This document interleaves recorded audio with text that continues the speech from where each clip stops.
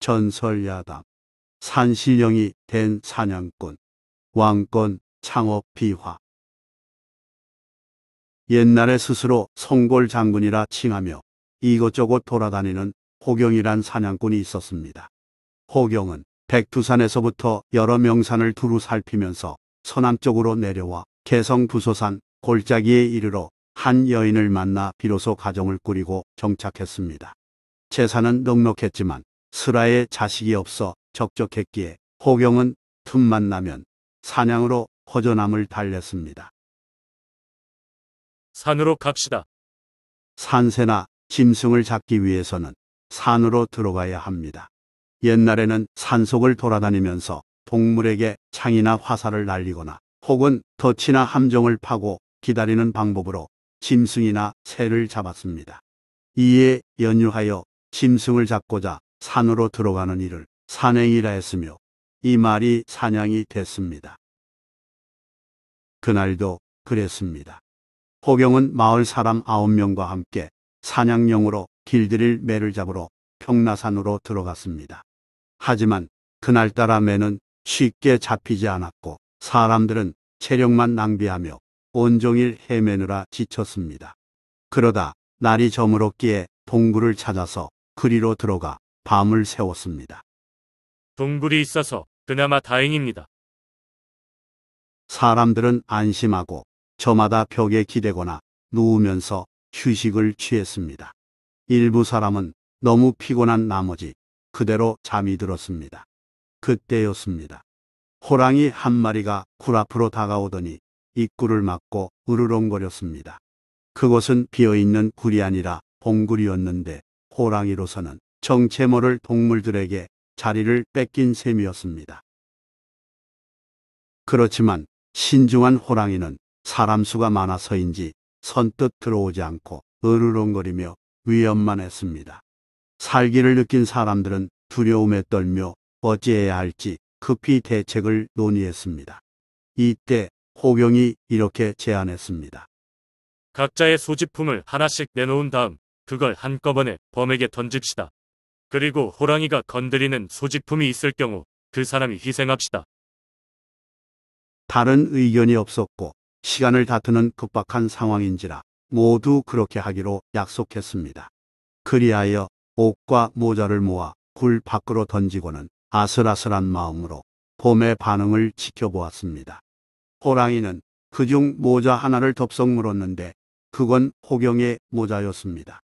이에 호경은 약속을 지키겠다며 일어나서 굴 입구를 향해 걸었습니다.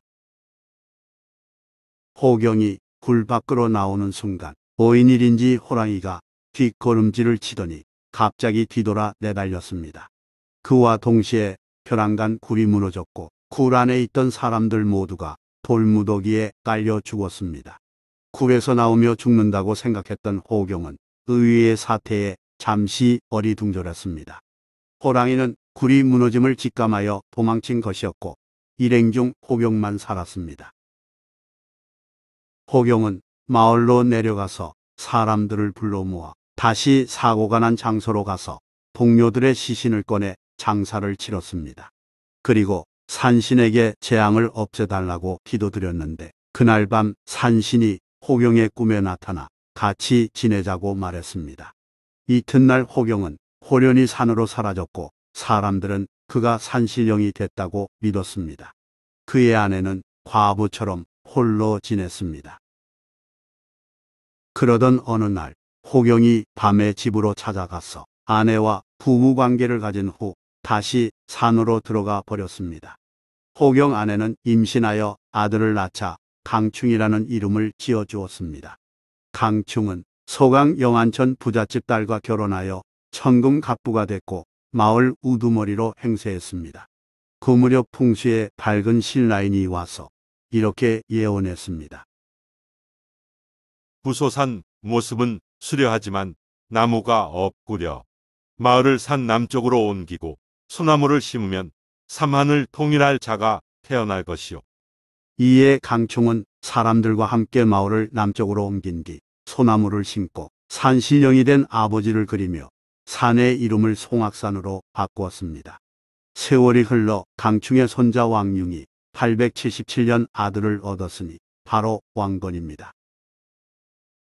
서기 901년 궁예가 후고 우려를 건국하여 한반도 중부 지역을 다스리면서 점차 남쪽으로 세력을 넓혀 나갔을 때 왕건은 지방 호족인 아버지를 따라 궁예의 신하가 됐습니다.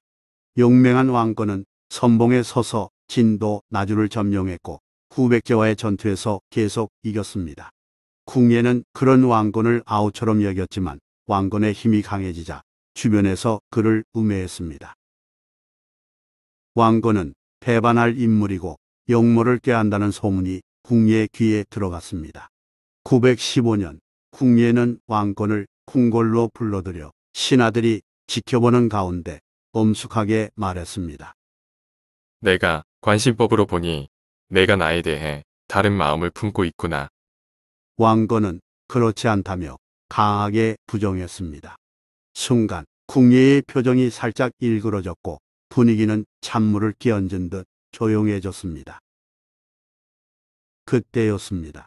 높은 학문 실력 덕분에 궁예의 책사로 있는 최웅이 붓을 계단으로 떨어뜨리는 바람에 에그르르 소리가 났습니다. 최웅은 황송한 표정을 지으며 뜰 아래로 붓을 집으러 가면서 왕건 곁을 지나갈 때 작은 소리로 굽히지 않으면 위태롭습니다라고 말했습니다. 순간적인 말이라 왕건에게만 들렸고 궁예는 미처 몰랐습니다.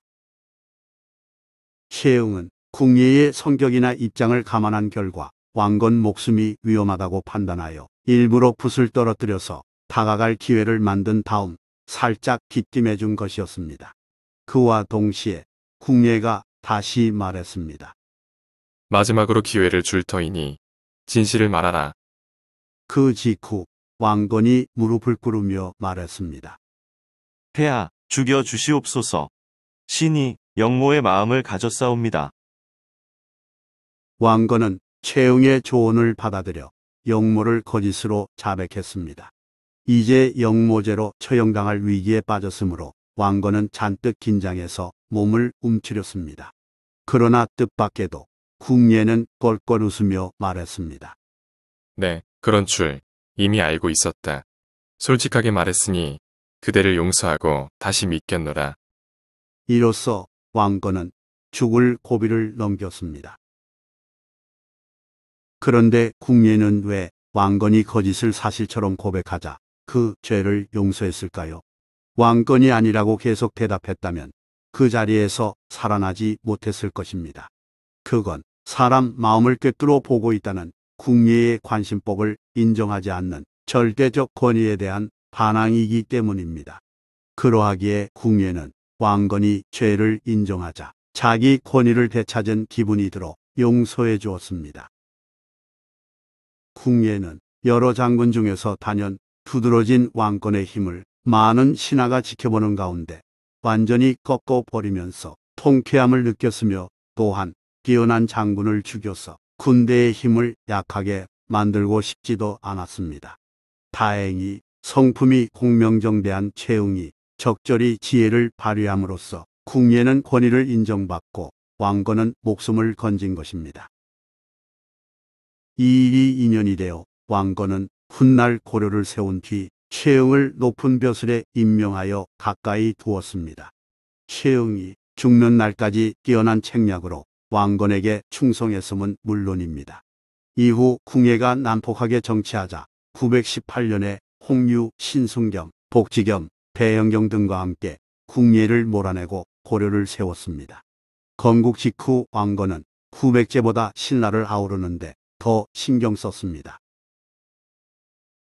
신라를 차지하면 정통성을 얻을 수 있지. 신라는 비록 망해가지만 천년 역사를 지닌 나라였기 때문입니다. 당시 견훤은 무력으로 신라를 정복하려 했고 왕건은 군사력이 미약한 신라의 요청을 받아들여 후백제에 맞서는 전략을 펼쳤습니다. 바꿔 말해 이제 누가 먼저 신라를 차지하느냐에 따라 삼국 통일에 유리한 고지에 올라서는 상황이 됐습니다. 927년 9월 후백제 견훤이 신라의 금품송을 공격하고 여세를 몰아 서라벌로 진격했습니다. 신라 경혜왕은 고려에게 다급한 구원 요청을 보냈고 왕건은 즉각 출병에 나섰으나 지금의 팔공산인 공산동수에서 오히려 견훤의 군대에 포위당하는 처지가 됐습니다. 후백제군의 선발대를 뒤쫓아가다가 함정에 빠져 벌어진 일이었습니다. 지난 해전에서의 패배를 반드시 복수하리라. 왕권을 계곡 한쪽으로 몰아놓은 견훤은 서서히 포위망을 좁히며 그의 목숨을 노렸습니다. 사태는 위급했습니다. 도관에 든 쥐 신세 같은 형국이라 머지않아 고려 군사 전체가 몰살당할 게 뻔했습니다. 이때 신승겸이 지혜를 발휘하여 왕건에게 옷을 받고 입자고 말했습니다. 신승겸의 의중을 알아차린 왕건은 그 부탁을 거절했습니다. 신승겸을 죽음으로 내모는 일이나 다름없었기 때문입니다. 하지만 여러 차례에 걸친 간청과 급박한 상황으로 인해 결국 왕건은 신승겸과 옷을 받고 입었습니다. 국왕의 투구와 갑주를 입고 어차에 오른 신승겸은 원보, 김낙과 더불어 적병을 유인하면서 일전을 시도했습니다. 후백제군은 어차를 본 순간 그 안에 있을 인물이 왕건일이라 생각하여 벌떼같이 몰려들었습니다. 어차를 호위하고 있던 고려 병사들은 죽음을 각오하고 결사적으로 항전했지만 군사력에서 적수가 되지 못해 모두 죽었습니다. 승리했다고 환호한 후백제 병사들은 신승겸의 목을 베어 왕권의 수급이라며 견훤에게 바쳤습니다. 한편 그 시각 왕건은 후백제군의 눈을 피해 대나무 숲속 동굴에 숨어 있다가 산을 넘어 가까스로 그곳을 벗어났습니다. 후삼국 통일전쟁의 3대 전투 가운데 하나로 손꼽히는 이 싸움에서 1만 명에 이르는 고려군이 전멸했고 신승겸도 전사했습니다. 941생으로 개경에 돌아온 태조 왕건은 그 일을 매우 애통해하며 신승겸의 시신을 수습해오라고 지시했습니다.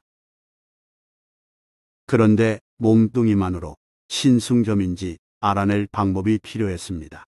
다행히 왼쪽 발에 북두칠성 모양의 검은 사마귀가 특징이었기에 머리 없는 몸뚱이 중에서 쉽게 가려낼 수 있었습니다. 처참한 신승겸의 시체를 보고 왕건은 한없이 울었고 황금으로 두상을 제작해 춘천에 장사 지냈습니다. 이때 황금 두상을 노린 도구를 염료해 똑같은 봉분 3개를 만들었습니다. 또한 왕건은 신승겸의 아우능길 아들보를 원윤으로 등용하고 공산의 지묘사를 창건하여 명복을 빌었습니다. 지묘사의 슬기지 묘할 묘자는 신승겸의 뛰어난 임기응변 지혜를 상찬한 명칭입니다. 이후 왕건은 935년 신라를 합병했고 936년 후백제를 멸망시켜 마침내 후삼국을 통일했습니다. 왕건은 통일 후에 고려를 정치적으로 안정시키고자 지방 호족들의 딸과 결혼하고 자신의 성씨를 상으로 주는 포용 정책을 펼쳤습니다. 전국 곳곳에 있는 호족들은 왕건의 신하가 되어 충성을 약속했습니다. 왕건은 943년 죽기 전까지 무려 부인 29명과 자식 34명을 두었는데 이런 복잡한 가족 관계는 왕건 사후 치열한 권력 다툼으로 이어졌습니다. 좋아요 및 구독은 만물유래 전설야담 영상 제작에 큰 힘이 됩니다. 고맙습니다.